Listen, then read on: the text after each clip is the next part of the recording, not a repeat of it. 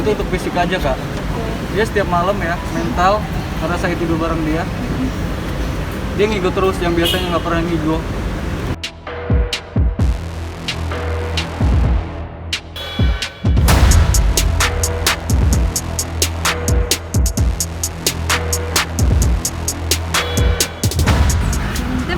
Lagi cerita kayak suka sedih gitu, nggak apa-apa ya? Iya, Nggak apa-apa. karena mengingat ya. Iya. Iya. Jadi sebenarnya saya tuh kalau Mas Pika takut, jujur takut banget soalnya perempuan itu manipulatif banget.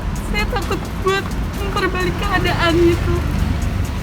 Dari apa bukti semua yang luka-luka, tendangan sesar, semuanya udah divisum aja. Perempuan itu masih bisa ngelak gitu. Pada sampai akhirnya bisa jadi kekerasan seperti itu, seperti apa nikah kelanjutan yang tadi kakak ceritain? Jadi awal mulanya perempuan itu datang ke restoran tersebut Tanggal 8 masih di bulan Juli juga. ya, masih di bulan Juli juga. Perempuan itu datang ke restoran tersebut dengan gestur sama ekspresi wajah yang menurut saya tidak baik. Mulai dari dia datang dengan menantang, melihat saya dari atas ke bawah. Setelah kita duduk bersama, pembicaraan mulai memanas, dia memajukan badan sama wajahnya yang menurut saya itu sangat mengancam saya karena posisi saya ada di pojok. Setelah dia datang, dia majuin badan sama mukanya, saya sempat ngejauhin wajahnya. Tapi setelah itu dia malah menyerang, dia menjenggut, dia narik saya sampai saya jatuh ke lantai, dia nyakar saya. Setelah itu dia nendang perut saya sampai saya ngerasa saya udah nggak tahan di situ, semuanya gelap. Dan saya sempat gigit lutut dia sebelah kanan, berharap biar dia stop nendang, stop nyakar. Tapi dia malah membabi buta. Dia nggak lepas diikutan sama tendangannya, sampai nyebabin beberapa luka di wajah saya, rambut rontok saya, sama luka sesar saya yang bengkak sama lebam.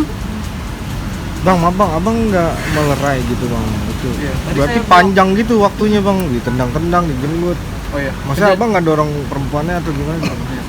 Kejadian itu cepat banget bang sebenarnya. Jadi dari awal sebelum dia nyerang saya udah pasang badan. Dan ketika jatuh pun saya ngelindungin kepalanya Pipa. Itu tangan saya cuma dua kayak gini. Tangan dia itu yang satu terus jenggut Pipa dan yang satu lagi terus nyakar Pipa, dan saya kayak gini. Posisi Pipa ada di paha saya. Nah, kakinya si terlapor itu nendang perut istri saya. Jadi saya harus ini doang gitu loh, yang satu begitu. Jadi terjadilah seperti ini luka-lukanya. Ini ada bekas darah saya yang ada di celananya Derry. Ya karena Derry coba buat ngejaga kepala saya di darahnya, dan ada beberapa luka di wajah, gusi sama bibir. Ini yang dicakar-cakar. Ya, ini yang dicakar. Ini di bagian pipi sama di bagian leher.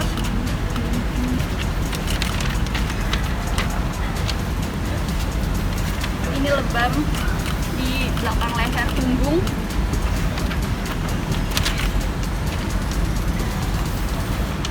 Perut ditendang kan. Untuk ya itu sudah divisum juga, tapi saya tidak berani foto karena itu di dekat area sensitif. Tapi sudah difoto oleh dokter forensiknya. Dan katanya kondisinya kan karena baru selesai operasi sesar ya.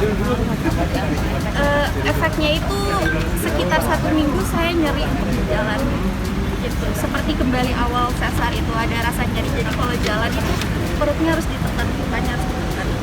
Dan itu untuk fisik aja kak. Dia setiap malam ya mental, karena saya tidur bareng dia ngigo terus yang biasanya nggak pernah ngigo kayak Dan gitu. juga lari ke mental ya saya. Walaupun dia, ya, walaupun dia ketika bangun dia bilang aku nggak apa-apa, tapi traumanya itu masih ada gitu loh. Tapi udah nyoba ke psikolog, psikiater gitu. Biar bisa tenang. Saya mencoba untuk bercerita ke keluarga saya. Saya sebelumnya udah putus sama dia itu udah lama banget ya kan. Terus dia itu masih menyinggung saya, dan di media sosial dibilangnya itu bukan saya, tapi dia ke istri saya bilang kalau dia pernah dipukul sama saya pernah menganiaya dia gitu. Dan saya tegaskan bahwa saya tidak pernah memukul dia, dan itu juga nanti saya akan laporkan karena itu pencemaran nama baik saya. Yang tuduhan check in kan sempat cerita juga ke Iya. Afifa. Setelah saya marah di telepon itu karena apa yang dia omongin gak benar, perempuan itu sempat bilang, coba kau tanya penginapan Wijaya depan orang basket, mana itu tempat check-in mereka saat sebelum nikah sama saya. Saya sempat nanya, apa kamu gak malu ngomong kayak gitu sama aku? Dan perempuan itu jawab, ngapain malu, biar tahu kelakuan suami kau sebelum sama kau gimana. Dan saya sangat tidak peduli karena setelah saya menikah dengan suami saya baik-baik saja sama saya. Tapi Pak,